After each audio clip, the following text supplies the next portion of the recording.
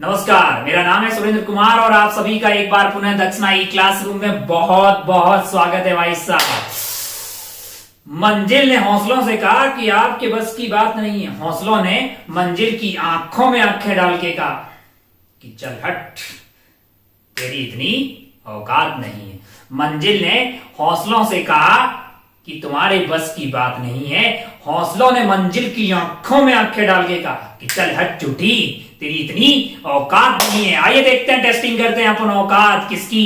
JEE advance के paper की। कौन सा? सन 2013 JEE mains JEE advance paper 1 physics के एनालिसिस की बात करेंगे अपन। ये टेस्ट हुआ था सन 2013, 2 जून को ये पेपर हुआ है। पेपर 1 की अगर बात करें तो पेपर 1 भाई साहब 60 मार्क्स का था टोटल, मतलब फिजिक्स का, और टोटल आपका था पेपर 180 मार्क्स का पेपर 1।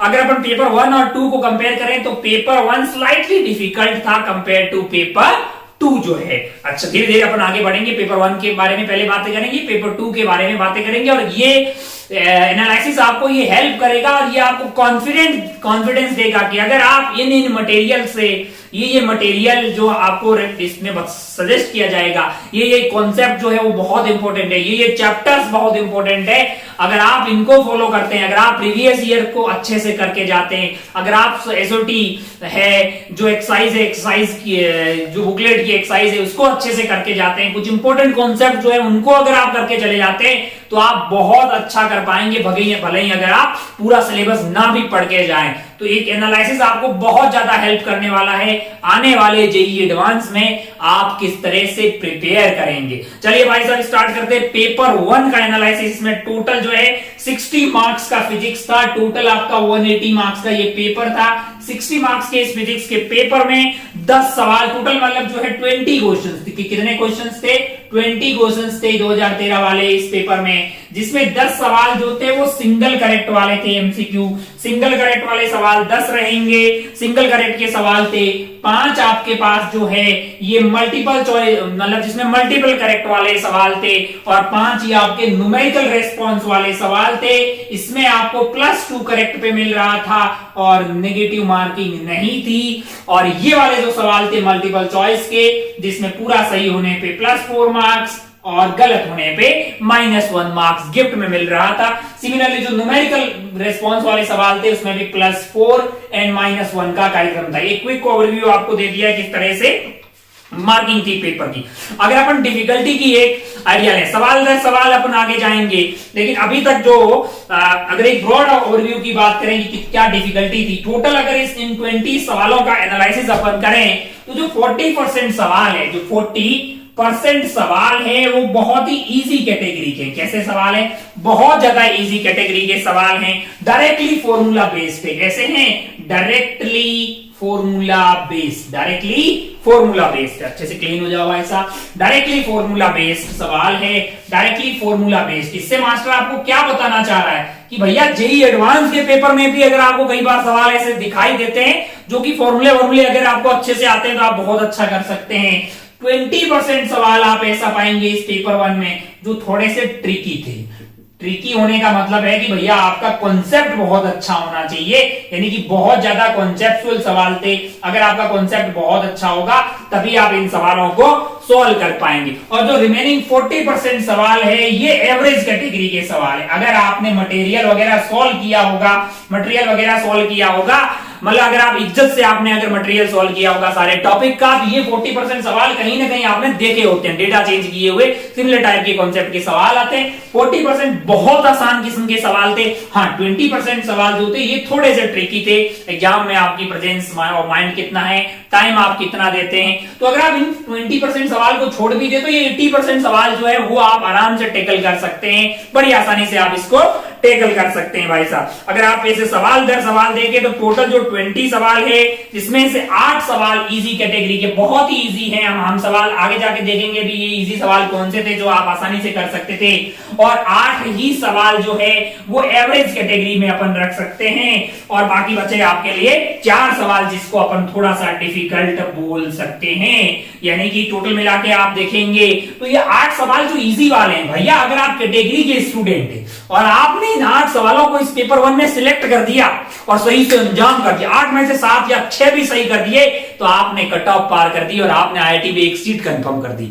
आपने इन 8 सवालों का सही से सिलेक्शन कर दिया, एवरेज भी छोड़ तू, डिफिकल्ट भी छोड़, तेरा टारगेट थे इन 8 इजी सवालों को सिलेक्ट करना और उसमें से 5 या 6 सिलेक्ट सही से करेक्ट कर दे, भाई साहब तुम्हारा सिलेक्शन हो गया, भाई साहब आपका सिलेक्शन हो गया। अगर आपने इनमें से 1-2 सवाल और सही कर डाला, मान लो कि इसमें 2-3 सवाल और सही कर डाले, आप कोई सी भी कैटेगरी के हो आप आराम से सिलेक्ट हो गए और 3-4 सवाल मान लो कि 8 और यहां से 3-4 10-12 सवाल आपने सॉल्व कर डाले, तो आपको ढंग की आईआईटी में ढंग की ब्रांच में जाने से कोई नहीं रोक सकता। अगर आप कैटेगरी के एससी एसटी वाले हैं तो मतलब गर्ल्स है, तो उनके लिए तो ये 8 सवाल इजी वाले, उनको अच्छे से सिलेक्ट कर और उनको सही से सिलेक्ट मतलब सही से अंजाम तक पहुंचा दे, सही आंसर निकाल दे, आपको ढंग की आईआईटी में ढंग की ब्रांच में जाने से कोई नहीं रोक सकता। अब सवाल ये उठता है भैया आपको अच्छे से पता करना है, पेपर को एनालिसिस करना है, पेपर को देखना है, तो पहले ऐसे टूट नहीं पड़ना है पहले वाले सवाल से, आपको अच्छे से देखना है, बिल्कुल परेशान नहीं होना है। आपके मन में ये होना चाहिए भैया पेपर जेईई एडवांस का है तो पूरा सॉल्व नहीं करना है, पूरा अपने को सॉल्व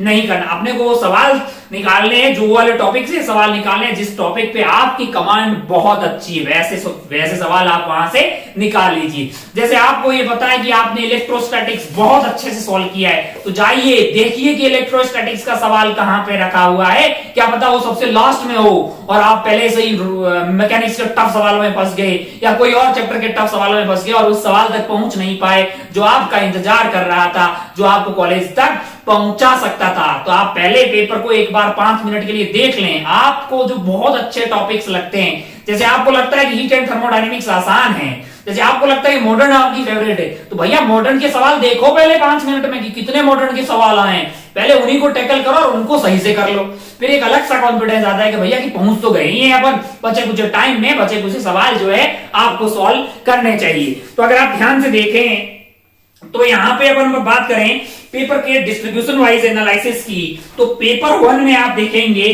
तो जो 25% यानी कि 1/4 अगर आप सवाल देखेंगे, हर चौथे में से एक सवाल जो है मैकेनिक्स का था, यानी 25% आपको मैकेनिक्स या एचएसएम का कार्यक्रम इसमें दिखाई देगा। हाँ बिल्कुल जो है मैकेनिक्स से सवाल काफी ज्यादा आते ही हैं क्योंकि वो काफी बड़ा पार्ट है, इसमें तो कोई दोहराई वाली बात नहीं है। पर कई लोगों को लगता है मतलब मैकेनिक्स अगर बहुत टफ है तो क्या बगैर मैकेनिक्स में पूरी कमांड की आप आगे बढ़ सकते हैं? मैंने कहा अरे आप हीट एंड थर्मोडायनेमिक्स है, आप जो है हीट एंड थर्मोडायनेमिक्स वेव्स और इलेक्ट्रोमैग्नेटिज्म में ईएमआई एसी ये वाले चैप्टर पे अपनी कमांड बना दें, मॉडर्न फिजिक्स अच्छे से कर दें। अगर आपको रोटेशन बहुत अच्छे से रोलिंग वगैरह नहीं आती है, बहुत टफ सवाल मैकेनिक्स के अगर आप स्किप करके आगे बढ़ेंगे तो भी आप पेपर में अच्छा कर सकते हैं। पर हाँ एक बात ध्यान रखें कि जेईई एडवांस की अगर बात करें तो क्या किया जाता है कि मल्टीपल कॉन्सेप्ट को मर्ज किया जाता है। तो ऐसा हो सकता है कि इलेक्ट्रोस्टैटिक्स या मैग्नेटिज्म के किसी सवाल में सेंटर ऑफ मास का फॉर्मूला लग जाए, बेसिक नॉलेज यानी कि थोड़ा थोड़ा नॉलेज तो आपको मैकेनिक्स का पूरा हर टॉपिक का होना चाहिए। चैप्टर कोई सा भी हो इक्विलिब्रियम डाल दिया जाएगा, भले वो कहीं भी सवाल बनाया जा सकता है इक्विलिब्रियम डाल के। इलेक्ट्रोस्टैटिक्स में जाइए, किसी भी चैप्टर में जाइए इक्विलिब्रियम डाल देंगे, फिर वहां पे एचएसएम डाली जा सकती है। बेसिक आइडिया टाइम पीरियड क्या होता है, ये क्या होता है, मैकेनिक्स वाले चैप्टर का हर एक चैप्टर का बेसिक आइडिया तो आपको मस्ट है, मतलब क्योंकि भैया जेईई एडवांस के सवाल मल्टीपल कॉन्सेप्ट के रहते हैं तो मैकेनिक्स किसी भी दूसरी जगह पे घुसाई जा सकती। बाकी आप हीट एंड थर्मोडायनेमिक्स अगर आपको मैकेनिक्स से डर लगता है तब मैं बता रहा हूं, वैसे तो आपको सब कुछ करना चाहिए। और भैया आपको क्यों डरना है, आपसे थोड़ी है, अरे भैया आपको डरने की कतई जरूरत नहीं है क्योंकि आप बहुत ही होनहार और टैलेंटेड हैं, इसीलिए तो आपका सिलेक्शन हुआ है ना। आपको याद नहीं है मंजिल ने हौसलों से कहा कि तुम्हारे बस की बात नहीं है, हौसलों ने मंजिल की आंखों में आंखें डाल के कहा कि चल हट चुट्टी, तुम्हारी इतनी औकात नहीं है क्योंकि मैं already cream out of cream हूं और ये मेरे बस की बात है ना। बिल्कुल ये किया जा सकता है, इसमें कोई दोहराई वाली बात नहीं है। आइए चलते हैं भाई साहब, अगर आप ध्यान से देखें तो आप ये पाएंगे कि ओवरऑल जो पेपर है वो इस तरह का है कि बच्चा जो मेहनत करता है कि अगर लास्ट के 3-4 महीने में भी अच्छी मेहनत कर लेता है तो वो इसमें बहुत अच्छा परफॉर्म कर सकता है भाई साहब। अगर आप ध्यान से देखें तो टोटल जो 20 सवाल है इसमें क्लास 11 के सवाल थे आपके लिए, 11 सवाल और क्लास 12 के सवाल इसमें थे 9 सवाल, यानी कि 11वीं और 12वीं लगभग बराबर सी आती हुई दिखाई देती है, जिसमें अगर 11th थोड़े ज्यादा थे तो मैकेनिक्स वाला पार्ट जो है 25% था, ऑप्टिक्स इसमें 15%, मॉडर्न 15% के साथ थे, बाकी जो है 15% आपको इलेक्ट्रोस्टैटिक्स भी दिखाई दिया होगा और कुछ छोटी छोटी बातें आपको दिखाई देती, जैसे प्रैक्टिकल है, जैसे मान लो प्रैक्टिकल फिजिक्स की अपन बात करते हैं, एरर्स एंड एक्सपेरिमेंट, भाई साहब बहुत इंपॉर्टेंट, भाई साहब बहुत ही इंपॉर्टेंट, वर्नियर कैलिपर और स्क्रू गेज और एरर एंड एनालिसिस आप बहुत अच्छे से पढ़ लें। एक सवाल आपको हर साल दिखाई देता है, एक सवाल आपको हर साल जेईई एडवांस में दिखाई देता है। ये एक ऐसा टॉपिक है जो बहुत लेंथी नहीं है, लेकिन आपको कर लेना चाहिए ताकि एक सवाल आपका कंफर्म हो जाए भाई साहब, है ना। बाकी मैकेनिक्स से बहुत डर लगता है, हीट एंड थर्मोडायनेमिक जो है वो केमिस्ट्री से कुछ कॉमन सी रहती है, हीट एंड थर्मोडायनेमिक्स आप अच्छा कर लें, मॉडर्न आप अच्छा कर लें, वेव्स को आप अच्छे से सॉल्व करें, ताकि आप काफी सारा कार्यक्रम बहुत अच्छे से कर पाएंगे। बाकी पेपर को डील करने की आपका तरीका सही होना चाहिए, आपको पहले सवाल में जाके उलझना नहीं है, पहले वो सवाल पता करने हैं जो आपको अच्छे से आने वाले टॉपिक से आए हैं, उन सवालों को सर्च करके उनको अच्छे से कर लो, फिर आप टाइम कहीं और लगाओ, है ना भाई साहब। आइए आगे बढ़ते हैं, आइए आगे बढ़ते हैं, सवाल दर सवाल अपन बातें करते हैं। अब तो ओवरऑल अगर आप बात करेंगे तो पेपर 1 मतलब जो है एवरेज साइड का पेपर था, पेपर 2 के कंपेयर में डिफिकल्ट है, पेपर 2 देखेंगे तो वो इससे भी आसान है आपके लिए। आइए सवाल दर सवाल बातें स्टार्ट करते हैं, सवाल दर सवाल बातें स्टार्ट करते हैं। पहला सवाल, मेरे हाथ में जो पेपर है वो कोड 3 का है, कोड 3, खूब सारे कोड थे, कोड 3 का आपका पेपर है 2013 के जेईई एडवांस का। और अगर आप ध्यान से देखें इसमें जो पहला सवाल है वो प्रोजेक्टाइल मोशन का है। कैसा सवाल है? प्रोजेक्टाइल मोशन का है। सवाल 1 में पूरा सॉल्व नहीं करूंगा, सारे सवाल सॉल्यूशन इसमें डाल दूंगा क्योंकि ये क्विक एनालिसिस है। मैं आपको इस सवाल आपके बोर्ड पे आ जाएगा, इजी कैटेगरी में रखूंगा, बहुत इजी सवाल है। सवाल में क्या है, एक पार्टिकल है, इसको यहां पे फेंक दिया गया है कुछ रफ्तार देके, एक particle mass and projected from the ground with initial speed of u0 at an angle of alpha. अच्छा भाई साहब, अल्फा एंगल पे इसको फेंक दिया, ये ऐसे जा रहा, टॉप मोस्ट पॉइंट पे अगर आप ध्यान से देखो, इतना बेसिक कॉन्सेप्ट आपका क्लियर होगा कि इसकी रफ्तार 0 नहीं होती, इस साइड में चल रहा होगा, ये m रफ्तार होगी इसकी u0 cos alpha. Same time पे अगर आप ध्यान से देखें तो यहां पे क्या होगा, एक और at the highest point of its trajectory it makes a completely inelastic collision, यानी कि E इज इक्वल टू 0 वाला कोलिजन कर रहा है। सेम मास का ही आइटम है, ओ हो which was thrown vertically upward from the ground with same initial speed, यानी कि इसको भी ग्राउंड से फेंका गया था कि कितनी रफ्तार से, u0 रफ्तार से। मैंने कहा अच्छा भाई साहब, it u0 and the angle that composite system makes with the horizontal है। अच्छा, इसको कितना चलना पड़ा होगा, h मैक्सिमम के बराबर चलना पड़ेगा। h मैक्सिमम पे पहुंचने पे इसकी रफ्तार मान लो v डैश हो गई है। अगर आप ध्यान से देखें तो x मैक्सिमम तो आपको पता है प्रोजेक्टाइल की h मैक्सिमम है ना, पता किया जा सकता है कि नहीं किया जा सकता, इसकी रफ्तार क्या होगी टक्कर से पहले? मैंने कहा बिल्कुल किया जा सकता है। क्या यूज करेंगे, v square is equal to u square plus 2as, ये आपका हो जाएगा v0 u0 का square minus of 2h 2g h है, h की वैल्यू आपके लिए क्या हो जाएगी, u square by 2g, u कौन सा वाला, वर्टिकल वाला, यानी कि u0 साइन अल्फा का square divided by 2g, divided by 2g। ये कार्यक्रम कट गया है, यहाँ पे u0 का स्क्वायर कॉमन आ जाएगा, 1 minus sine square alpha cos square alpha हो जाएगा। ओ ये v डैश का स्क्वायर है, रूट लेंगे तो v डैश मिल जाएगा, ये आ जाएगा u0 कोस अल्फा। और ये क्या हुआ है, टक्कर के जस्ट पहले इसकी रफ्तार ऊपर की तरफ क्या है, u0 कोस अल्फा है, और मास इसका m है, मास इसका भी m है। जितना लीनियर मोमेंटम पहले था उतना ही इधर की तरफ है, यानी नेट रिजल्टेंट इधर की तरफ है, क्योंकि ये p है तो ये p है, ये एंगल 45 डिग्री होगा। टक्कर के बाद में भी मोमेंटम कंजर्व होना चाहिए, इनका मास 2m हो जाएगा, ये इस डायरेक्शन में जाएंगे, यानी ये एंगल आपके लिए क्या हो जाएगा, 45 डिग्री हो जाएगा। लल्लू सवाल था, मास्टर ने पूरा सोल्व कर लिया, इसमें कोई दोहराई वाली बात नहीं है, ये आपसे होना चाहिए, इसको बिल्कुल इजी कैटेगरी में रखा जाएगा। एक आसान सवाल था। आइए आगे बढ़ते हैं। अब मैं आगे सारे सवालों का पूरा सॉल्यूशन नहीं करेंगे, अरे भाई कुछ नहीं किया इसमें यार, इसकी रफ्तार निकाल दी, v square equal to u square plus 2a से h क्या है आपकी हाइट है ना। चलिए बहुत बढ़िया, बहुत शानदार। इससे आगे वाले सवाल पे बढ़ते हैं अपन, सवाल नंबर 2 पे। सवाल नंबर 2 ऑप्टिक्स से है, सवाल नंबर 2 ऑप्टिक्स से क्या बोल रहा है, जरा ध्यान से देखिए। सवाल नंबर 2, क्या है सवाल नंबर 2? सवाल नंबर 2 बहुत ही आसान है, बहुत ही आसान है भाई साहब। Image of object plano convex lens है। कैसा लेंस है? प्लेनो कॉन्वेक्स लेंस है। मैंने कहा ठीक है, प्लेनो कॉन्वेक्स लेंस है। Distance 8 metre from the lens है, यानी कि v आपको क्या दिया हुआ है? 8 मीटर दिया हुआ है। इज रियल है, इज 1/3 ऑफ इट्स साइज, यानी कि मैग्निफिकेशन आपको दिया। लेंस के केस में भाई साहब मैग्निफिकेशन क्या होता है? v/u। क्या होता है? v/u है ना। और उसको अपन क्या लिख सकते हैं?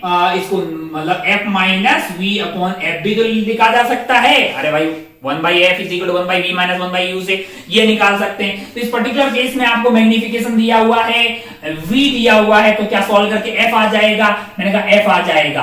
अगर आप ध्यान से देखें तो आपको यहां वेवलेंथ और इसके अंदर वेवलेंथ का आपको क्या दिया हुआ है? रेशियो दिया हुआ, तो क्या म्यू आ जाएगा? मैंने कहा हाँ। उसके बाद पूछा क्या है आपको रेडियस ऑफ कर्वेचर पूछा है। क्या लगा देंगे भाई साहब? 1/f is equal to mu minus 1 upon r1 minus 1/r2 जो है ना, ये फॉर्मूला लगा देंगे। बिल्कुल ये फॉर्मूला अगर आपको याद होता, 1/f is equal to mu lens upon mu surrounding minus 1/r1 minus 1/r2। एक r इंफिनिटी हो जाएगा और दूसरा r हमने पता करना है, सराउंडिंग 1 है। f आपको यहां से मिल जाएगी, म्यू लेंस आपको जो है वेवलेंथ के रेशियो से प्राप्त हो जाएगा। ये पता कर दिए। आपका इजी टाइप का सवाल था। अगर आपने थोड़ी भी प्रैक्टिस की होगी, अपने नोट्स भी बहुत अच्छे से पढ़े होंगे, तो इस सवाल को आसानी से आप सॉल्व कर पाएंगे, है ना लाला? Very good. आगे बढ़ते हैं सवाल नंबर 3 से। मैंने आपको बताया था कि एग्जाम कोई सा भी हो, हर साल के जेईई एडवांस में एक सवाल आपको प्रैक्टिकल फिजिक्स से आता है। यूजुअली वो वर्नियर कैलिपर के का मतलब सवाल रहता ही है। तो यहाँ पे भी वैसा ही सवाल था। डायमीटर की रीडिंग ले रहे थे और कोई जीरो एरर नहीं थी, कोई जीरो एरर। इतना लल्लू सवाल था। आप जानते हैं कि भैया लीस्ट काउंट जो होता है 1 main scale division minus 1 vernier scale division, 1 vernier scale division. तो यहां मैन स्केल का डिवीजन आपको पता लग जाता, 5.10 एंड 5.15 दिया है, तो आराम से आप देखते तो वो आपके लिए हो जाएगा 0.01 सेंटीमीटर, 5.10 एंड 5.15 है। तो आप क्या मेजर कर पा रहे हैं? लीस्ट 0.05 आप यहां पे मेजर कर पा रहे हैं सेंटीमीटर में। और आपको ये बोला गया है कि वर्नियर स्केल के कितने मैच हो रहे हैं, कितने से? 50 मैच हो रहे हैं 2.45 से। तो आप 2.45 को 50 से डिवाइड करते तो ये वैल्यू आपके लिए आ रही है 0.049 सेंटीमीटर। और अगर आप ध्यान से देखें तो इसको इसमें से सब्ट्रैक्ट कर देंगे, यानी कि 0.04 को, तो 0.01 आपके लिए क्या आता हुआ दिखाई देगा? ये आपका सॉरी 0.049 है। इसको यहां से सब्ट्रैक्ट कर दीजिए, किसमें से? 0.050 एंड 0.049, तो 10 - 9 आपके लिए हो गया 1, और यहां से आपके लिए आ गया 0.001 सेंटीमीटर। ये आपका जो है ये लिस्ट काउंट हो जाएगा। उसके बाद तो कोई भी बता देगा भैया रीडिंग होती है आपका main scale reading plus nth matching into list count. ये इसलिए बता रहा हूं कि बहुत आसान है। अभी यहाँ पे 0 एरर थी, इतना आसान है। एरर भी नहीं थी, एरर होती तो अपने को ऐड करनी पड़ती। 2 तरह की एरर होती है, नेगेटिव एंड पॉजिटिव एरर। बहुत बढ़िया भाई साहब। मेन स्केल की रीडिंग आपके लिए क्या हो जाएगी? 5.10 प्लस मैचिंग आपको कौन सी दी हुई है? 24 थे, इनटू आप लिस्ट काउंट कर दीजिए 0.001। जब इसको सॉल्व कर रहे हैं तो ये वैल्यू आ रही 5.124 सेंटीमीटर। तो आप इसको करके आगे बढ़ जाइए। ये सवाल भी बहुत इजी था। बिल्कुल आपने ऐसे सवालों की प्रैक्टिस की होगी। अगर आप पढ़ेंगे, सवाल सॉल्व करेंगे, अगर आप किसी भी चैप्टर के स्ट्रेट ऑब्जेक्टिव टाइप सवाल एसओटी हर एक चैप्टर का कर डालिए प्रैक्टिस शीट का, और प्रीवियस ईयर के सवाल सॉल्व करते तो ये आपके लिए बिल्कुल आसान था। प्रीवियस ईयर्स के सवाल अगर आप सॉल्व करते तो ये बिल्कुल आसानी से आप सॉल्व करके चले जाते, इसमें कोई दोहराए वाली बात नहीं है। अब फोर्थ वाले सवाल पे चलते हैं। फोर्थ वाला सवाल वैसे तो बहुत ही आसान है, लेकिन थोड़ा सा आपको यहाँ पे presence of mind and knowledge की जानकारी, मतलब आपको एकदम क्लिक करने वाली बात है। डरने की जरूरत नहीं है। बड़ा सा दिखेगा तो कई लोग डर जाते हैं कि ये बड़ा सा लिखा हुआ है। यहाँ पे एक फोर्स लिखा हुआ है के, अगर आप ध्यान से देखें के एक्स अपॉन फोर्स इस तरह से लिखा हुआ है। क्या लिखा हुआ है?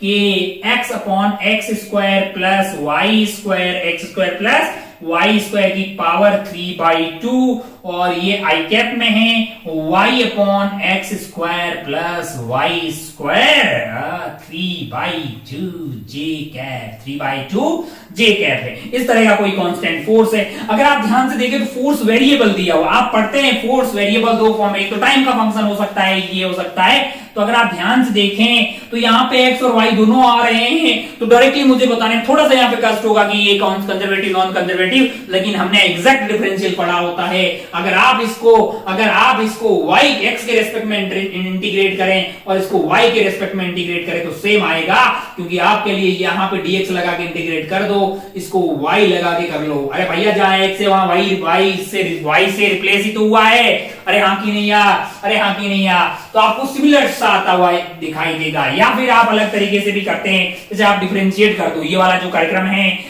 कार्यक्रम है इसमें fx वाले पार्ट को, मतलब जो है fx वाले पार्ट को dx, हालांकि ऐसे अपन करते हैं इसको dy और ये आपका dy अपॉन dx है। मैं क्या करता हूं, मैं इस वाले पार्ट को dx को इधर लेके जाता हूं, ये वाले पार्ट को x के रेस्पेक्ट में इंटीग्रेट करते हैं, ये वाले को y के रेस्पेक्ट में इंटीग्रेट करते हैं। और कार्यक्रम अगर सेम आता हुआ दिखाई दे रहा है, कार्यक्रम अगर आपको सेम आता हुआ दिखाई दे रहा है तो फिर आपके लिए वो क्या हो जाएगा, कंजर्वेटिव फोर्स है। और सौभाग्य से अगर आप ध्यान से देखें तो ये भाई साहब सर्कुलर मोशन कर रहे हैं, यानी कि X square plus Y square की वैल्यू ए स्क्वायर है। अरे हाँ कि नहीं यार। अच्छा भाई साहब, बहुत बढ़िया, बहुत ही शानदार। ओहो हो, तो यहाँ पे आप देखेंगे तो फोर्स आपके लिए हो गया है कंजर्वेटिव। और सर्कुलर पाथ में आप चल रहे हैं, सर्कुलर पाथ में अगर आप चल रहे हैं तो X square plus Y square की वैल्यू तो ए स्क्वायर हो गई है। फोर्स आपके लिए यहाँ पे के एक्स डिवाइडेड बाई ए की पावर कितनी है, फोर्स थोड़ा सा सस्ता हो गया है यहाँ पे, के एक्स अपॉन ये ए स्क्वायर हो गया, ए की power 3 i cap y divided by a की पावर 3 जे कैप है। इसका वर्क निकालना है तो वर्क निकालने के लिए इंटीग्रेशन कर दो लाला, के बाई ए क्यूब कांस्टेंट हो गया है, एक्स डीएक्स का इंटीग्रेशन, वाई डी वाई का इंटीग्रेशन। अब आप ध्यान से देखिएगा तो एक्स आपका कहां से कहां तक जा रहा है भाई साहब, कहां से कहां तक जा रहे हैं, a,0 से 0,a तक। तो लिमिट आप लगा देंगे कहां से कहां तक लाला, a से लेके ये आपके लिए हो गई a से 0 और ये 0 से a है। सॉल्व कर डालिए, सॉल्व करेंगे तो आपके लिए x का इंटीग्रेशन होगा, x का इंटीग्रेशन x स्क्वायर बाई 2 होगा, ये 0 माइनस a स्क्वायर हो जाएगा, ये a स्क्वायर माइनस 0 हो जाएगा, तो भैया 0 आ जाएगा। क्या आ जाएगा वर्कडन, 0। तो अगर आपने ये कंजर्वेटिव फोर्स है ये पता कर लिया होता तो ये आपके लिए हो जाता। हालांकि ये क्लिक करना चाहिए एग्जाम में, इसको मॉडरेट लेवल का सवाल माना जा सकता है। बाकी हम लोग क्लास में प्रैक्टिस किए रहते हैं इस तरह के खूब सारे सवालों की, तो आप कर सकते हैं इस सवाल को। लेकिन अगर आप पहले 2-3 सवालों से कंपेयर करें तो उससे थोड़ा सा स्लाइटली डिफिकल्ट इसको बोला जा सकता है। आइए आगे बढ़ते हैं भाई साहब, सवाल नंबर 5 पे। किस पे, सवाल नंबर 5 पे। क्या है सवाल जो है, ये आपका है सवाल इलास्टिसिटी का लग रहा है, इलास्टिसिटी का लग रहा है। सवाल नंबर 5 जरा ध्यान से देखिए क्या है सवाल नंबर 5।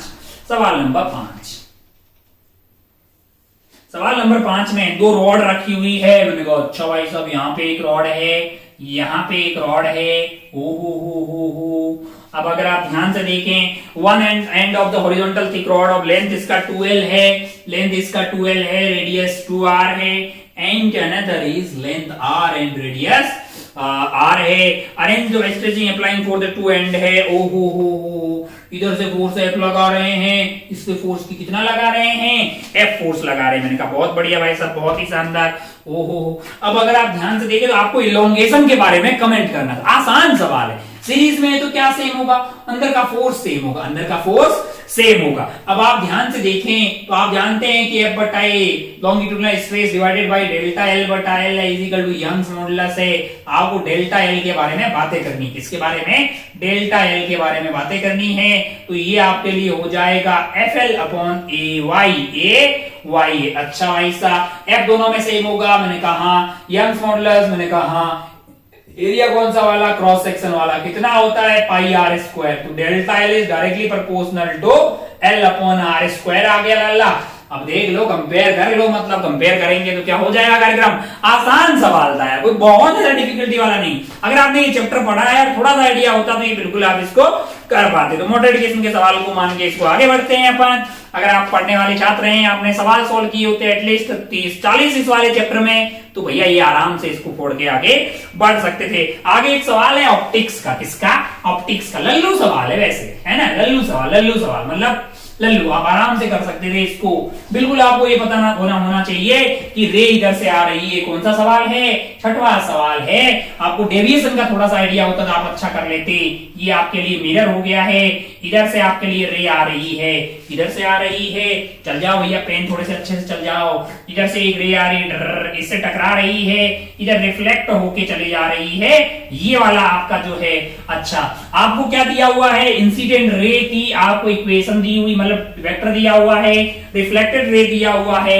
अच्छा भाई साहब, इन दोनों के बीच का एंगल क्या होगा, मैंने कहा ये वाला एंगल होगा, इसको आगे बढ़ा दीजिएगा तो इनके जो टिप हैं वो मैच हो जाएंगे, ये वाला एंगल इन दोनों के बीच का होगा।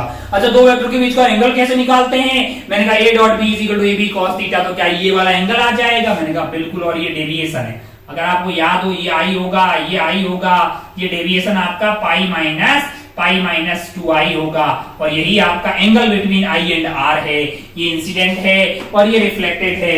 आप डॉट लीजिए, तो आप डॉट लीजिए जब cos थीटा निकाल रहे हैं तो -1/2 आ रहा है, इसका मतलब डेल्टा की वैल्यू 120 डिग्री है, तो इसका मतलब जो है 180 माइनस 60 रहा होगा, 2i अगर 60 रहा है तो i की वैल्यू 30 डिग्री रही होगी। लल्लू सवाल है, वेक्टर ऐड किया गया है थोड़ा सा, बाकी डेविएशन आपको पता ही है। लल्लू सवाल भाई साहब। अब आप ध्यान से देखिए तो 6th एकदम लल्लू सवाल का पढ़ने वाले छात्र को ये हो जाता।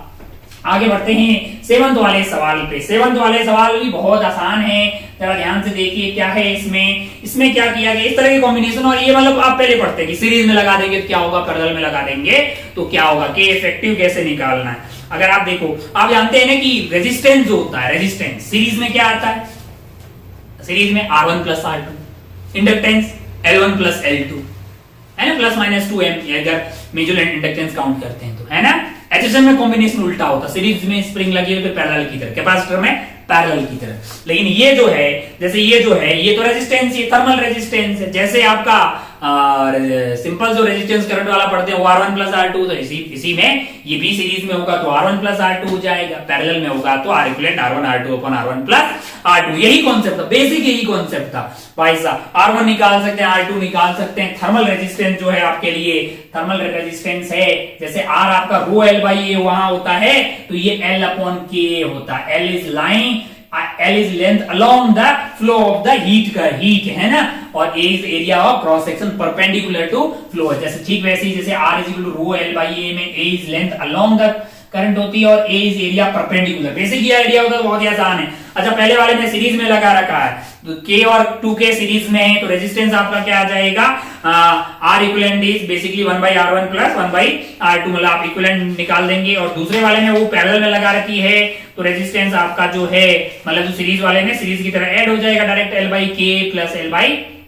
L/2K है, जो कि 3L अपॉन 2K आ जाएगा। और पैरेलल वाला सेकंड वाले में यूज करेंगे। और बेसिकली आपके लिए होता क्या है, dQ/dt है ना, dQ/dt ये क्या होता है, मैंने कहा ये dt अपॉन, भाई ये आपका फ्लो रेट है और ये आपका रेजिस्टेंस होता है। तो यहाँ पे एनर्जी फ्लो हो रही Q, टाइम लग रहा है T, टेम्परेचर डिफरेंस मान लीजिए T1 T2 है, और आपका रेजिस्टेंस R है। आपका रेजिस्टेंस क्या है, R है। आपको क्या निकालना है, आपको निकालना है, अच्छा भाई साहब, Q is equal to QR is equal to divided by T1 by T2 is equal to time है। टाइम कितना लगेगा वो निकालना है। तो Q आपको सेम फ्लो करवाना है, टेम्परेचर डिफरेंस सेम है, तो हमको तो लगता है कि time is directly proportional to R है, time is directly proportional to R है। तो अगर आपको T2 बाई T1 का रेशियो निकालना है तो R2 बाई R1 का रेशियो निकाल दो, है ना।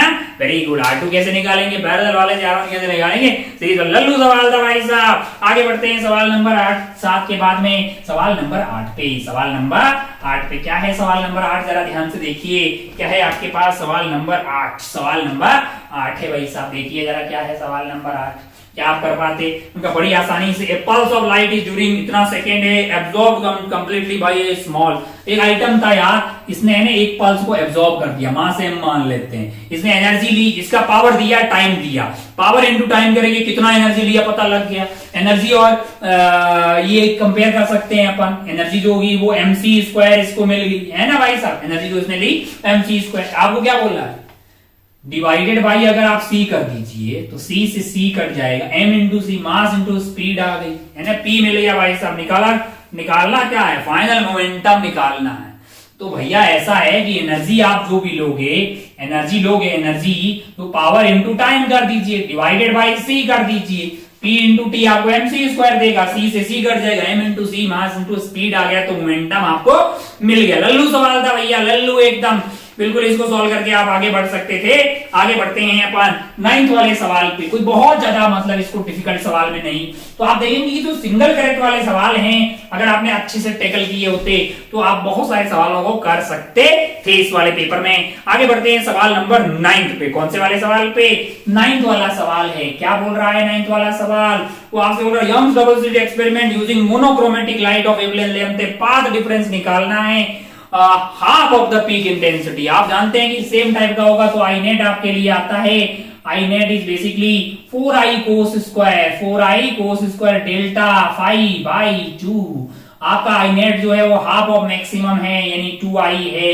सॉल्व करके क्या डेल्टा फाई आ जाएगा? मैंने कहा बिल्कुल आ जाएगा डेल्टा फाई, और डेल्टा फाई को आप लिख सकते हैं 2 pi by lambda into delta x है। बाय डिफॉल्ट अपन दोनों को इनिशियली सेम फेज में मान रहे हैं, इनिशियली क्या मान रहे हैं? सेम फेज में। और वो कैसे हैं? वो आपके लिए मतलब जो है सेम ओमेगा दोनों का सेम है, कोहेरेंट सोर्सेज हैं। बहुत बढ़िया भाई साहब, बहुत सही, बहुत ही शानदार। तो सॉल्व करके आपके लिए डेल्टा एक्स आ जाता, तो आप वैल्यू ऑप्शन चेक कर लेते, उसमें से लल्लू मतलब बहुत ज्यादा डिफिकल्ट सवाल इसको भी नहीं माना जाएगा। आगे बढ़ते, थोड़ा सा फास्ट अपने को चलना होगा 10th वाले सवाल पे। कौन से वाले सवाल पे? 10th वाला सवाल जरा ध्यान से देखिए क्या है 10th वाला सवाल। 10th वाला सवाल आसान है यार, मतलब केमिस्ट्री में भी आप पढ़ते हैं आइडियल गैस में PV is equal to NRT, या फिर अपन रो होते हैं पीएम बाई आरटी। डेंसिटी क्या होती है? Rho is equal to PM by RT. तो याद रखते हैं ना भैया। तो आपको रो का रेशियो बोला है, मतलब अगर आपको मास का रेशियो दिया हुआ है और किसका रेशियो दिया हुआ है? प्रेशर का दिया हुआ है। टेम्परेचर सेम है ना, रेशियो के partial pressure at constant temperature, T same है। तो अगर आपको रो1 बाई रो2 चाहिए तो आपको P1M1 डिवाइडेड बाई P2M2 का रेशियो निकालना पड़ेगा।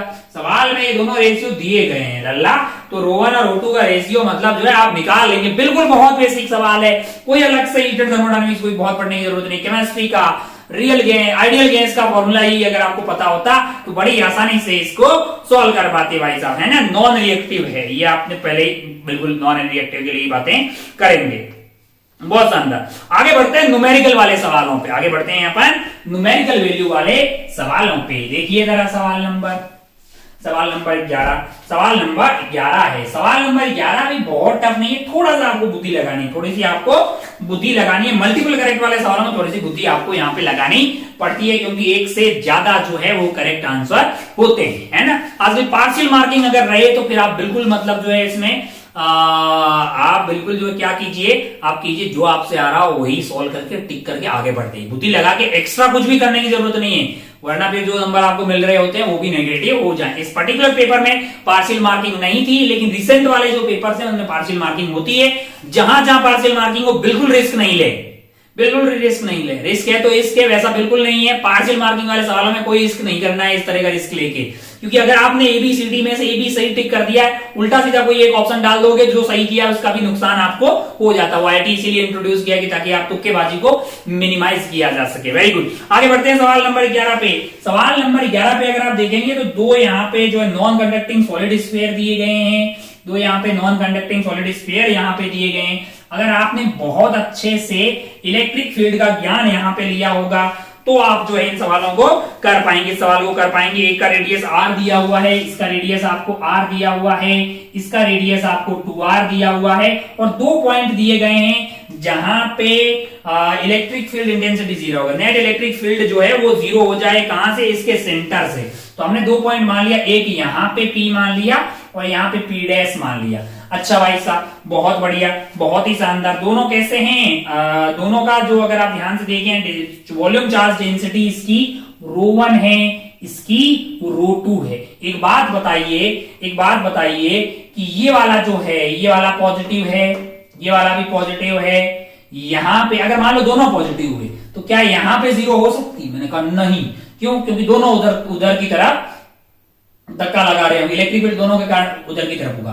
तो यहां पे अगर दोनों के लिए ρ1 और ρ2 को अपोजिट नेचर का होना पड़ेगा इस वाले के लिए। तो एक केस तो ρ1 बाई ρ2 का नेगेटिव आ सकता है, दूसरा यहां पे पॉजिटिव आ सकता है, क्योंकि इसके कारण इधर, उसके कारण इधर। बाकी आप कैलकुलेशन कर लें, कैसे करेंगे कैलकुलेशन? पॉइंट P पे, मैंने कहा पॉइंट P पे भैया इसके कारण आएगा, इस डायरेक्शन में कितना आएगा, सेंटर से दूरी आपको पता है, और इसका टोटल इस पे टोटल इसके लिए बाहर की तरफ है ये वाला पॉइंट। तो KQ बाई R स्क्वायर लगाएंगे। क्यों कैसे करेंगे? ρ1 को इसकी वॉल्यूम से मल्टीप्लाई कर देंगे, और इसके अंदर की तरफ है। तो अगर आपको ये पता हो कि अंदर की तरफ होता है, अंदर की तरफ फॉर्मूला क्या लगता है R दूरी पे? ρr/3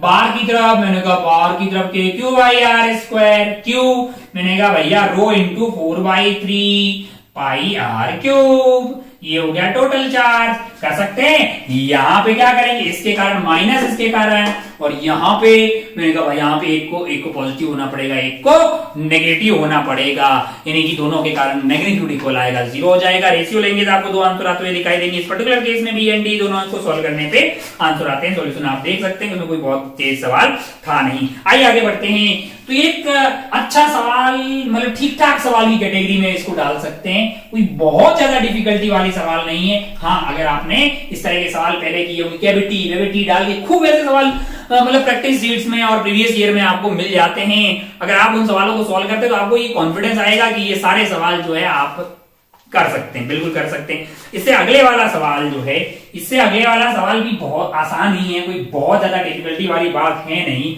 ऑलरेडी बोला है कि दो फिक्स एंड है, horizontal stretch ring fixed at two ends, vibrating in fifth harmonic है।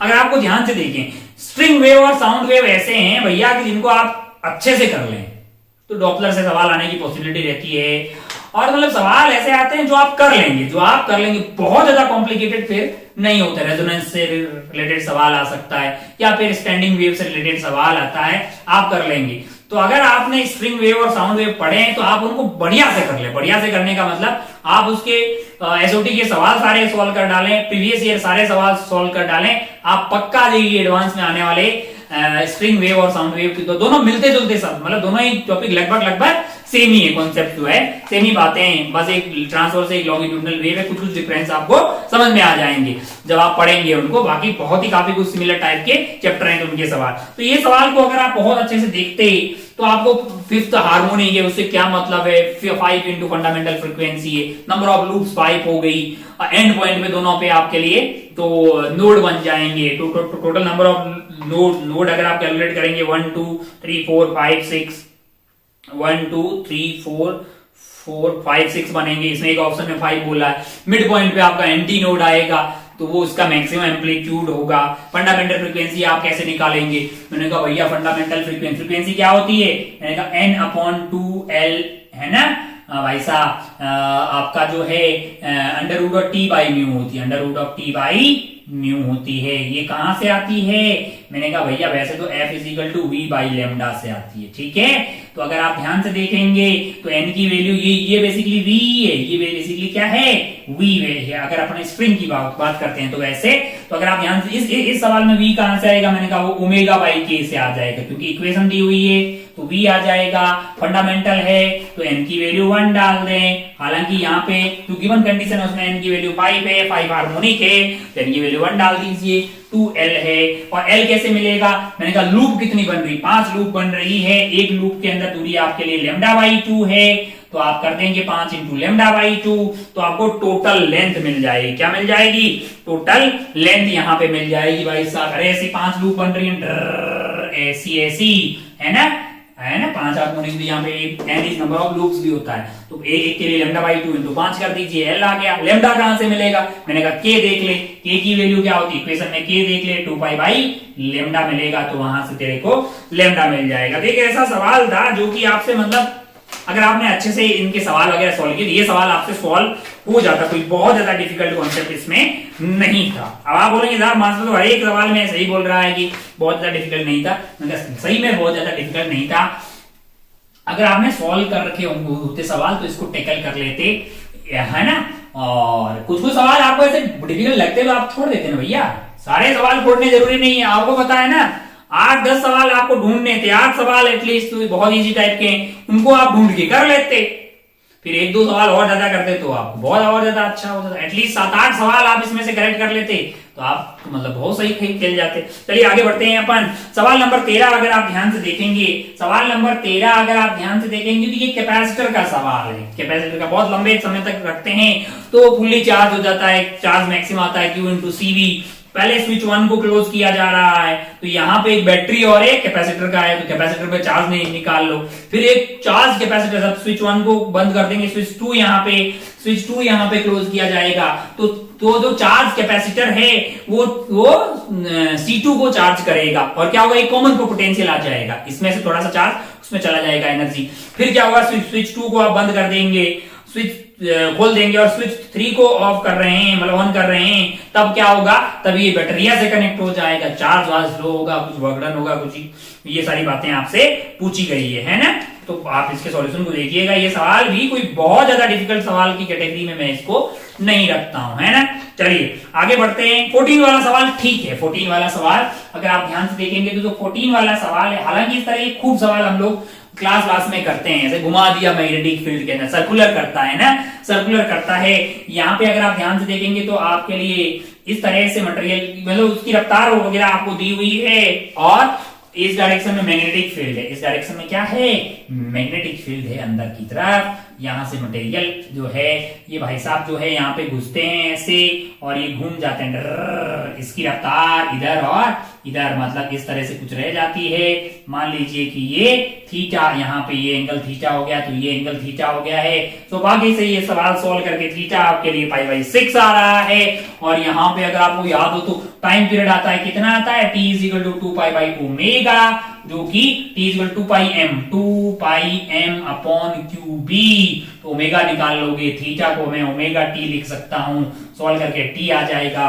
तो बहुत इसी तरह की बातें हैं, इसी तरह की बातें थी आपके लिए, और बस तो हो गया। टाइम वाइम दिया हुआ है, टाइम दिया होगा तो बी आ जाएगा, सवाल में आपसे बी पूछा गया है, तो ठीक था। अगर आपने इस तरह के सवाल पहले सॉल्व कर रखे होंगे तो आप इस सवाल को सॉल्व कर पाएंगे। आगे बढ़ते हैं अपन, आगे बढ़ते हैं सवाल नंबर 15 पे। सवाल नंबर 15 जो है इसको मैं ठीक कैटेगरी का रखूंगा कॉन्सेप्ट, अगर आपका अच्छा हो और आप डरे नहीं हो तो इसको कर लेंगे। वैसे तो कोई बहुत ज्यादा डिफिकल्ट नहीं है। डुबो रखी है 2 बॉलें, क्या 2 सॉलिड स्फीयर को डुबो रखा है। सवाल नंबर 15 कुल मिला के बायंसी का कॉन्सेप्ट आपका क्लियर हो। इतना लॉजिक था कि भैया बायंसी जो है वो डूबे वाले पार्ट के सेंटर ऑफ मास पे लगती है, और वो वॉल्यूम डूबा into rho of liquid into g इतनी लगती है। बस सिमिलरली आप यहाँ पे 2 यहाँ पे आइटम्स रखे हुए हैं, डर डर, इस पे बायंसी ऊपर लगेगी, बायंसी इस पे ऊपर लगेगी, टेंशन आपका kx इधर लगेगा, इसका mg इधर लगेगा, इस पे बायंसी ऊपर, टेंशन ऊपर, इसका mg इधर। अगर आप ध्यान से देखेंगे तो इसका mg और इसका mg, इसका mg और इसका mg इन दोनों के बायंसी के सम के बराबर आ रहा है। अगर आप इस पूरे को सिस्टम ले लेंगे तो आप पाएंगे कि बायंसी जो है, ये बायंसी और ये बायंसी दोनों का सम, इसका मास mg और इसके mg के बराबर आ रहा है। टेंशन तो ये तो इंटरनल फोर्स हो गया है, तो इसका मतलब दोनों को पूरा डूबा होना चाहिए। बाकी आप सॉल्यूशन यहाँ पे देख लीजिए, रिटन सॉल्यूशन डालें, फास्ट एनालिसिस है तो इसलिए पूरा अपन सॉल्व नहीं कर रहे हैं। और जब पूरा दोनों पूरी डूबी होगी तो फिर ये भी डूबी और इक्विलिब्रियम में है तो भैया दिस फोर्स अपवर्ड है, इन दोनों का सम इसके बराबर होना चाहिए। सॉल्व करके टी आ गया, टी को आप लिख लो kx, तो x में इलोंगेशन आ गया है। अच्छा ऐसा, तो ये था सवाल नंबर 15। इसके बाद 16 वाला सवाल, वैसे खूब सवाल अपन रोटेशन में करते हैं, ये आसान किस्म का सवाल है रोटेशन का। अगर आपको याद हो एंगुलर मोमेंटम कंजर्वेशन के खूब सवाल रहते हैं, तो यहां पे ये एक एंगुलर मोमेंटम कंजर्वेशन का सवाल था। एक्सटर्नल कोई फोर्स अगर नहीं लग रहा है तो बॉडी का एंगुलर मोमेंटम कंजर्व रहता है, यानी Li is equal to L final है। अब आप ध्यान रखिएगा कि बॉडी घूम रही है तो L आपका I1 omega 1 is equal to I2 omega 2 होगा। I आपका इसी एक्सिस के अबाउट निकालना है जिसके अबाउट घूम रही हो, तो यहाँ पे दो रिंग गिर जाएगी। अरे भाई एक ऐसे डिस्क घूम रही थी, डिस्क थी ना, एक यूनिफॉर्म डिस्क घूम रही थी, उसके ऊपर इधर और इधर दो रिंग आके गिर गई है, तो भैया वो जो रिंग है वो चिपक जा रही है। उन रिंग का मास दिया हुआ है, तो आप उन रिंग का आई जो है इस एक्सिस के अबाउट निकाल लें, बाकी तो बहुत ही आसान है, मतलब ठीक है। I1 omega 1 is equal to I2 omega 2 से ये सवाल आराम से सॉल्व हो जाता। अगर आप मतलब इस तरह के खूब सवाल यार वैसे आते हैं, बहुत ही बेसिक किस्म का, बहुत ज्यादा डिफिकल्ट सवाल मैं इस सवाल मतलब वैसे रोटेशन के सवाल बहुत डिफिकल्ट आते हैं ना, लेकिन ये सवाल उतना डिफिकल्ट नहीं था, क्योंकि आप I1 omega 1 is equal to I2 omega 2 वाले खूब सवाल सॉल्व करते हैं, तो ये वैसे सिमिलर टाइप का ही सवाल था। कभी मास गिराते हैं, इस बार रिंग गिरवा दी, क्या हुआ बे, रिंग का आई नहीं निकाल सकते क्या, है ना? हाँ निकाल सकते हैं बिल्कुल। पैरेलल एक्सिस थ्योरम पता है आपको, उससे आप किसी भी एक्सिस के अबाउट पता कर सकते हैं। पहले सेंटर ऑफ मास के अबाउट 17 वाला सवाल जो है बिल्कुल बहुत ही आसान है। इस सवाल को मैंने इजी कैटेगरी में रखा है, न्यूमेरिकल में। इसमें क्या बोला है आपको, वर्क फंक्शन निकालना है। वर्क फंक्शन दिया हुआ है सिल्वर और सोडियम नाम के दो आइटम का, और slope of the stopping potential versus frequency plot की कंपेयर करनी है। अगर आपको याद हो तो एच म्यू जो है, एच म्यू या एफ आप बोल दीजिए, ये आपका 5 प्लस काइनेटिक एनर्जी मैक्सिमम, जिसको मैं काइनेटिक एनर्जी मैक्सिमम को स्टॉपिंग पोटेंशियल बोल रहा हूं, है ना, E इंटू वी एस, है ना। इतना भाई साहब आपका स्टॉपिंग पोटेंशियल ये कार्यक्रम हो जाएगा। तो अब अगर आप ध्यान से देखिए आपको किसके फ्रीक्वेंसी वर्सेस तो 5/h प्लस E बटा एच इंटू स्टॉपिंग पोटेंशियल हो गया। अगर आप ये वाला कर्व बनाएंगे, ये वर्सेस ये, तो ये आपका स्लोप आ जाएगा, ये कांस्टेंट आ गया, तो ये y is equal to C plus M X है। m आपका E बटा एच है। ये कौन से वाले मटेरियल, मतलब वो सिल्वर है कि सोडियम है कि जो भी है, कौन है सिल्वर सोडियम, उस पर थोड़ी डिपेंड करेगा। E की वैल्यू फिक्स है, h की वैल्यू फिक्स है, तो रेशियो 1 ही आएगा ना यार, हर बार h बाई तो सेम ही आएगा। तो ये आसान सवाल था, बिल्कुल आसान किस्म का सवाल था। 17। आइए आगे बढ़ते हैं लास्ट के 3 सवालों पे। 18 वाला सवाल के लिए आपको सर्कुलर का बेसिक आइडिया होना चाहिए। सर्कुलर का बेसिक आइडिया कौन से, वर्टिकल सर्कुलर मोशन का अगर आपको बेसिक आइडिया होता तो ये सवाल बहुत इजी था कि अगर आप मिनिमम रफ्तार, अगर आप रॉड नहीं है, वहां पे क्या है, धागा है, तो यहाँ पे मिनिमम क्या होनी चाहिए, √5 टॉप मोस्ट पॉइंट पे क्या होगी, √GL होनी चाहिए। जीरो नहीं, जीरो का गिर जाएगा, √GL होगी तो mg और mv स्क्वायर बैलेंस हो जाएंगे। अब आप ध्यान से देखो तो यहाँ पे अगर आपका √GL है, ऊपर वाले से टकराएगा, मास सेम है, E की वैल्यू 1 है, तो ये √GL इसको मिल जाएगा, √GL1, और वो उसके √5GL2 के बराबर होना चाहिए। √5GL2 के बराबर होगा तभी क्या होगा, सर्कुलर मोशन कंप्लीट होगी। इतना नॉलेज होता तो आप बड़ी आसानी से L1 और L2 का ये रेशियो निकाल पाते। √GL1 जो है दूसरे वाले के √5GL2 के बराबर होता। बाकी कैलकुलेशन कर लो L1/L2 का रेशियो आ जाता। तो आसान सवाल था, मतलब मैकेनिक्स के ये कोई बहुत डिफिकल्ट सवाल में काउंट ही नहीं होगा, आसान सवाल था, बिल्कुल आप सॉल्व कर सकते हो। तो मैं मात्र आपको बता रहा कि पेपर कितना ही डिफिकल्ट आ गया। आप बोल दोगे ये पेपर ही एवरेज किस्म का ही था, मैंने कहा हाँ, लेकिन कितना भी डिफिकल्ट आ जाए आपको 30 से 40% सवाल तो ऐसे मिल ही जाते हैं जो आसान होते हैं। हाँ, तो पहले उनको बोलो ना बे, पूरी क्रांति लाना जरूरी है क्या, उन सवालों को बहुत अच्छे से कर लो। आपका यही एडवांस में हो गया, आपको ही पता है कि भैया 720 में से 720 नीट में आते हैं, तो ये एडवांस में नहीं आते हैं, है ना, आपको पता है ये सब बातें। Very good. अपन बढ़ते हैं सवाल नंबर 19 पे। 18 के बाद में आगे बढ़ते हैं सवाल नंबर 19 पे। क्या है सवाल नंबर 19, सेकंड लास्ट सवाल है हमारा। सवाल नंबर 19 जो है, particle of mass this is moving under constant power उसको डिलीवर दी हुई है, पावर दी हुई और टाइम दिया हुआ, तो कितनी एनर्जी उसको मिलेगी ये पता लग जाएगा, है ना। पावर इनटू टाइम कर देंगे तो आपको क्या मिल जाएगा, एनर्जी मिल जाएगी, यानी उतनी एनर्जी मिल जाएगी जो काइनेटिक एनर्जी की फॉर्म में जाएगी, तो ½ mv² फाइनल माइनस इनिशियली शायद 0 है ना लाला। पावर इनटू टाइम किया तो उतना वर्क डन, या जो भी वर्क डन आपको पावर सप्लाई किया गया है वर्क डन हो गया, that is equal to change in kinetic energy, जो कि फाइनल माइनस इनिशियल कर देंगे। इनिशियली आपके रुका हुआ था तो 0 थी, सॉल्व करके v आ जाएगा, अरे ½ mv² में v आ जाएगा, सॉल्व कर रहे हैं तो 5 आ रहा है। तो एक आसान किस्म का सवाल था, ये भी बहुत ही आसान किस्म का सवाल था। अगर आप अच्छे से मतलब जो है चैप्टर्स को पढ़े रहते और बेसिक सवाल सॉल्व किए रहते, मतलब बहुत हाई फाई सवाल की भी इस पर्टिकुलर में कोई ज्यादा जरूरत नहीं थी। आगे बढ़ते हैं, लास्ट एंड फाइनल सवाल देखिए जरा, 20 वाला सवाल जो है, फेसली प्रिपेयर्ड रेडियो एक्टिव मटेरियल है जिसकी हाफ लाइफ दी हुई है। सब जानते हैं कि हाफ लाइफ जो है टी हाफ लाइफ ln2/λ होती है। सौभाग्य से इसकी वैल्यू आपको दी हुई है 1386। सॉल्व करेंगे तो लेमडा आ जाएगा। मैंने कहा बहुत बढ़िया भाई साहब, लेमडा आ गया। अब आप ध्यान से देखें तो एक और इंफॉर्मेशन यहाँ पे कुछ दी हुई है, क्या, disintegrate 10⁻³ disintegration half life is this, activity दी हुई। एक्टिविटी क्या होती है, एक्टिविटी टी पर सेकेंड है। एक्टिविटी आपके लिए क्या होती है, मैंने कहा ये होती है भाई साहब एक्टिविटी लेमडा इज एन हो गया है। अगर आप ध्यान से देखें lambda into N nought, lambda into N nought, तो ये आपको कितना दिया हुआ है, 10⁻³ दिया हुआ है, 10⁻³ दिया हुआ है। लेमडा आप निकाल चुके तो क्या एन नॉट आ जाएगा, मैंने कहा बिल्कुल है ना, activity is basically lambda into N nought है। अच्छा भाई साहब इनिशियली ये एक्टिविटी थी, हाँ इनिशियली बोला।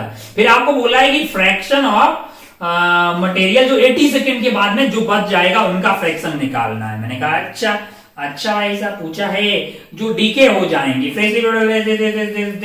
And the fraction of initial number of nuclei that will decay in 80 second, मतलब जो खत्म हो गए। मैंने कहा भैया हमें पता क्या है, n = n0 × e⁻⁻λt। ये n वो वाले होते हैं जो बच गए होते हैं। तो खत्म कितने हुए, मैंने कहा शुरू में आपके पास n0 थे, खत्म हो गए आपके पास n0 × e⁻λt। टाइम में फ्रैक्शन निकालना है तो n0 से डिवाइड कर दो।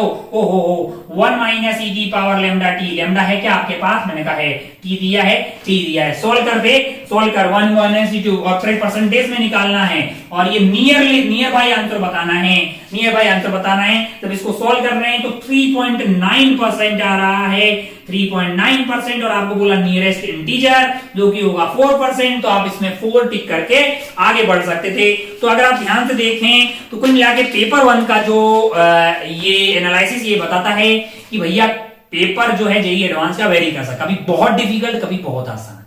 ऐसा बहुत आसान मतलब इन द सेंस की मॉडरेट टू डिफिकल्ट के बीच में वेरी करता है। लेकिन भैया कितना भी डिफिकल्ट हो, कुछ भी हो, 35% 30% सवाल आपको इजी कैटेगरी के मिल जाते हैं। जैसे इस पर्टिकुलर केस में आपको 8 सवाल बहुत आसान किस्म के, यानी 40% के आसपास कैटेगरी जो है वो इजी थी। फॉर्मूला आपको पता हो, बेसिक कॉन्सेप्ट आपको पता हो तो अब कर सकते हैं। 20% यानी कि 4 सवाल ही आपको बहुत डिफिकल्ट नॉलेज वैलेज लगा दिया आपने, ये वो लगाया तो ऐसे थे। बाकी 8 सवाल के आसपास है वो एवरेज थे। अगर आपने बुकलेट वगैरह सॉल्व किए, क्वेश्चन सॉल्व किए प्रीवियस ईयर के, तो आप जो है इन 8 सवालों को भी कर पाते। तो कुल मिला के 20 में से 16 सवाल ऐसे थे जो आप मतलब कर लेते कि एवरेज बच्चा उसको टैकल एग्जाम में कर सकता था, है ना। और बाकी 4 सवाल मतलब आपको टाइम मिले, अब आपको वहां पर टाइम का भी प्रॉब्लम होती है। तो 20 में से 16 करना बहुत है यार, बहुत है। बाकी आप बहुत होनहार हैं, बहुत अच्छे से पढ़ें तो आप 20 के 20 आराम से इसमें टैकल कर सकते थे कोई। हाँ लेकिन टाइम का एक प्रॉब्लम वहां पे रहता है, कैलकुलेशन मिस्टेक का रहता है। हमें पता है कि हमें 720 में से 720 यहाँ मतलब फुल मार्क्स वाला खेला, यहाँ नहीं है कि 180 में माइनस डिवाइडेड बाय 180 लाना है। 720/720 नीट में लाए जाते हैं हमारे जेईई एडवांस में, ऐसा नहीं होता है। आप अगर 30, 40, 50% तक अगर आप पहुंच गए तो आप ढंग के कॉलेज में पहुंच गए। बाकी आप कैटेगरी वाले जो भी अपने अपने हिसाब से देख लें कि एटलीस्ट 8-10 सवाल जो है सही होने चाहिए पेपर में, यानी कि आप इतना कर लेते तो आप एक ठीक ठाक जगह पे पहुंच जाते। बाकी आप होनहार हैं, आपके हौसले बुलंद होना बहुत ज्यादा जरूरी है, बाकी सब तो आप कर ही लेंगे, है ना। तो आपको समझ में आ गया होगा कुल मिला के बात ये। पेपर 2 में अपन और ज्यादा पेपर 1 और पेपर 2 के दोनों की कंबाइंड बात करेंगे। आपको ये तो समझ में आ गया होगा कि अगर आपको मैकेनिक्स वगैरह से बहुत डर लगता है तो आप heat and thermodynamics, modern, waves ये बहुत अच्छे से कर ले। अब लेकिन मैकेनिक्स का बेसिक आपको सारा क्लियर होना चाहिए। सेंटर ऑफ मास का फॉर्मूला, मतलब तो बेसिक कॉन्सेप्ट है वो आपके मैकेनिक्स के भी क्लियर होने चाहिए, क्योंकि उसको कहीं भी मिलाया जा सकता है। तो मैकेनिक्स और एचएसएम वाला ये पार्ट जो बेसिक आप देख लें, बाकी वाला बहुत अच्छे से कर लें। अगर आपको मैकेनिक्स से डर लगता है, बाकी अगर मैकेनिक्स से प्रेम है तो उसको तो बहुत अच्छे से कर लें, फिर आप सारा बहुत अच्छे से कर पाएंगे। बाकी अपना और अपनों का खूब ख्याल रखिएगा और मोटिवेटेड रहिएगा, है ना। अगर आप मोटिवेटेड रहेंगे तो फिर आप जो है मंजिलों की आंखों में आंखें डाल के बोल सकते हैं कि चल हट झूठी, तुम्हारी उतनी औकात नहीं है, मैं कैपेबल हूं और मैं तुम्हें फोड़ सकता हूं। That's all. जय हिंद, जय भारत, टेक केयर, बाय।